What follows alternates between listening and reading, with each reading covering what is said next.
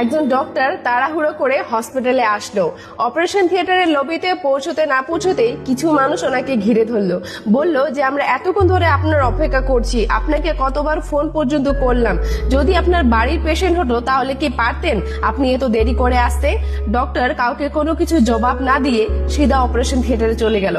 প্রায় 2 ঘন্টা পর ডক্টর বেরিয়ে আসলো পেশেন্ট পার্টির কাছে, বলল যে আপনার পেশেন্ট একদম ঠিক আছে, সুস্থ হয়ে যাবে। আর যদি আপনাদের আরো কিছু জিজ্ঞাসা করা থাকে তাহলে সিস্টার আপনাদেরকে সবকিছু বুঝিয়ে দেবে।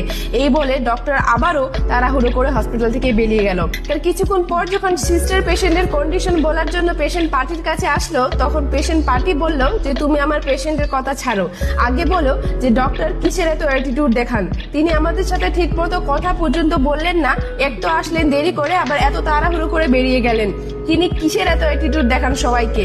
তো নার্স বলল যে দেখুন আপনাদের হয়তো কথা ভুল হচ্ছে, কেননা আমাদের ডক্টর অনেক ভালো। আপনারা হয়তো জানেন না যে আজকে ডক্টরের ছেলের রোড অ্যাক্সিডেন্টে মৃত্যু হয়েছে। আমরা তো ভাবছিলাম যে আজকে হয়তো বা ডক্টর আসবেনই না, কিন্তু আমরা যখন আপনার পেশেন্টের কন্ডিশনের কথা ডক্টরকে বললাম, তিনি এসে অপারেশনটা করে দিয়ে চলে গেলেন। আর যেহেতু এখন সন্ধ্যা হয়ে যাচ্ছে, সেহেতু ওনাকে সৎ কাজ করার জন্য খুব তাড়াতাড়ি যেতে হবে, সেই জন্য উনি তাড়াতাড়ি করে চলে গেলেন। এই কথা শোনার পর অ্যাটেন্ডার সবারই মুখ নিচু হয়ে গেল। দেখো বন্ধুরা, কারো পরিস্থিতি না জেনে কাউকে খারাপ বলাটা একদমই বোকামি। গল্পটা আপনার কেমন লাগলো অবশ্যই কমেন্ট করে জানাবেন। টাটা।